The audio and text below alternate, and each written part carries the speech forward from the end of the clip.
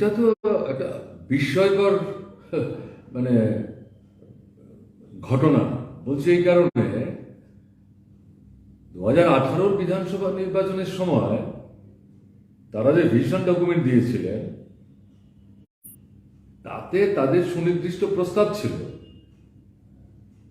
মানবিক দৃষ্টিভঙ্গি নিয়ে এই সমস্যাটার তারা সমাধান করবে। এখন এসে এই সরকারের মেয়াদ আছে মাত্র আর 1 থেকে 1.5 মাস। এই সময় গিয়ে তারা একটা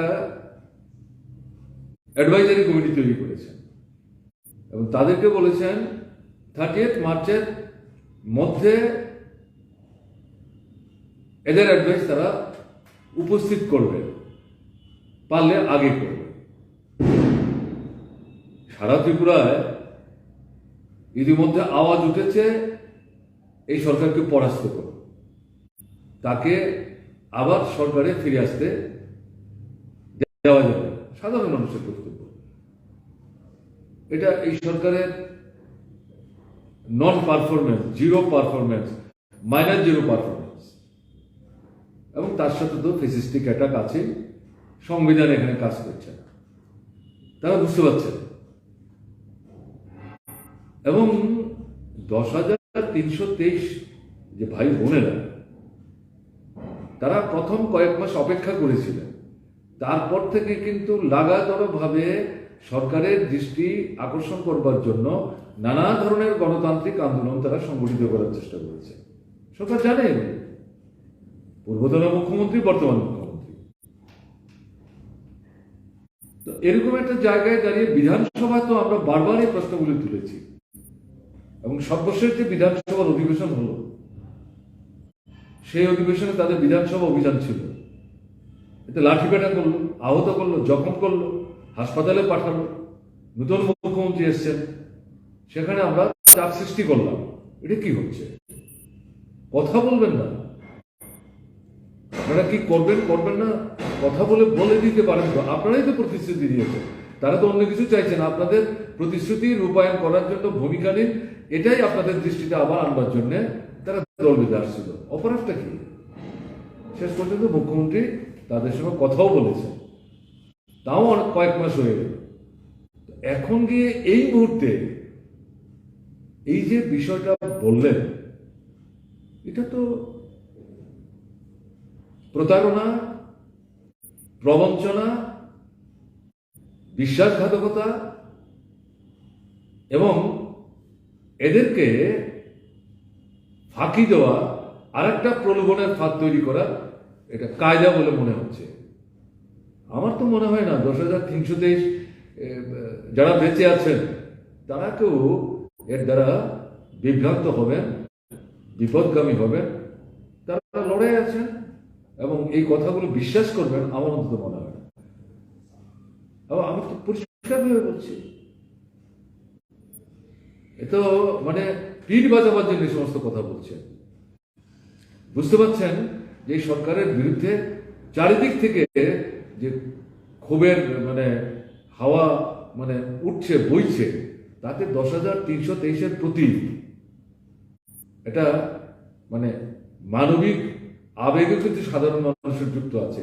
সবার ঘরে তো আর 10,323 নেই, কিন্তু সাধারণ মানুষ এটাকে কিন্তু গ্রহণ করতে পারছে না। এটা কি হচ্ছে বলে সরকার পিঠ বাজাবার জন্য এগুলি করছে, এতে পার পাবে।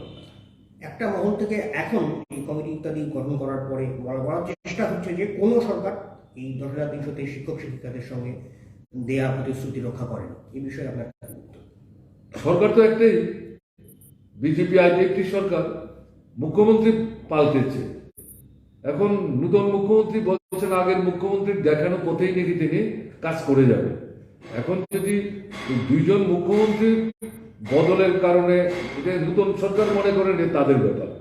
আমাদের কাছে এটা নতুন বলে কিছু মনে হচ্ছে না।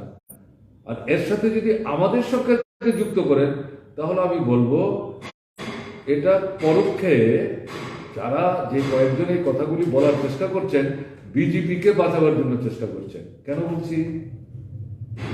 এখানে হাইকোর্টের সঙ্গে আমরা লড়াই করেছি। হাইকোর্ট যখন এই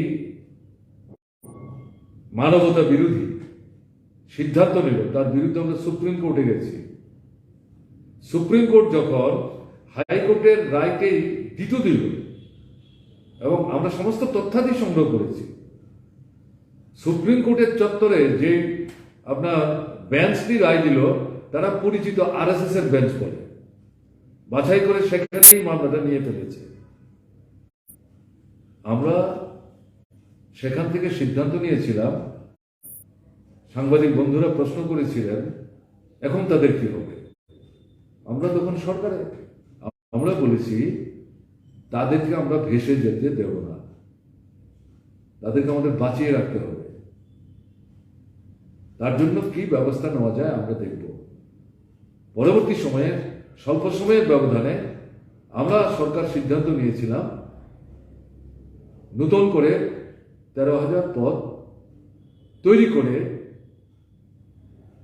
এদের মতো অভিজ্ঞতা সম্পন্ন যারা, বা এরকম অভিজ্ঞতা সম্পন্ন কিন্তু 10,323 না, এরকমও যদি কেউ থাকেন বেকার যুবক যুবতী, তারা ইন্টারভিউ দেবেন।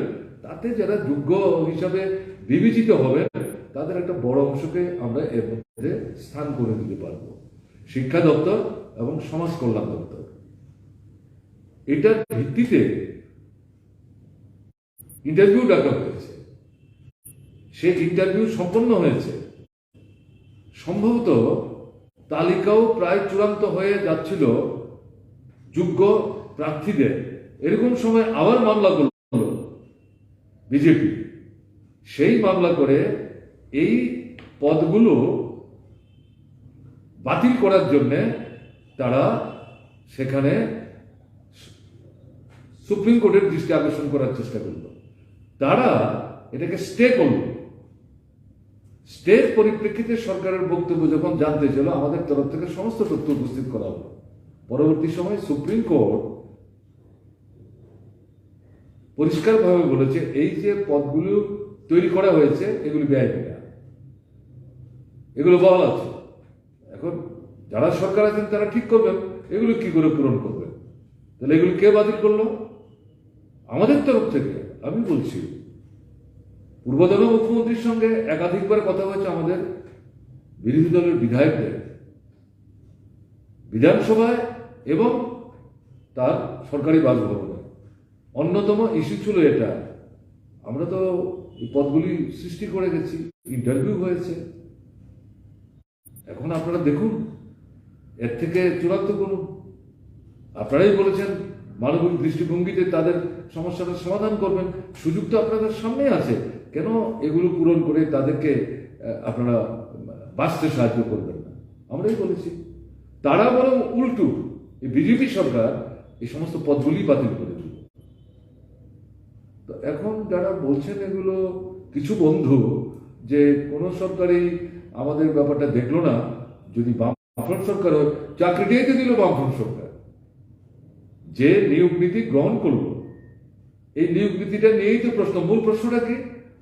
দারিদ্রের মাপকাঠিটা কি? এখন তো কি দেখা যাচ্ছে, কেন্দ্রের সরকারই এসসি, ওবিসি, এসটি এটাকে বাদ দিয়ে এই অর্থনৈতিক আয় উপার্জনের ভিত্তিতে 10% পদ সংরক্ষণ করার সিদ্ধান্ত কিন্তু তারা নিল। তাহলে এই যে সিদ্ধান্তটা, আমাদের যে দারিদ্র নিরূপণের যে ভাবনাটা, চিন্তাটা, তার সঙ্গে কিন্তু এটা প্রায় সমার্থক হয়ে যাচ্ছে। বামফ্রন্ট সরকার ওয়েল অ্যাডভান্স স্টেপস নিয়েছে, এটা অপরাধ কিছু হয়নি। এবং দেখছেন আপনারা 148 জন শিক্ষক শিক্ষিকা তারা প্রয়াত হয়েছে, এবং যে তথ্যগুলো বেরোচ্ছে, এই সমস্ত তথ্যগুলিতে দেখা যাচ্ছে একেবারে নিঃস্ব পরিবারের ছেলে এটার উপর ভিত্তি পালন করার চেষ্টা করতেন। তাদের আর কোনো বিকল্প ছিল না। দারিদ্রতার বিষয়টা যে প্রশ্ন উঠল, এগুলি তো এখানে তার যথার্থতা প্রমাণ করছে।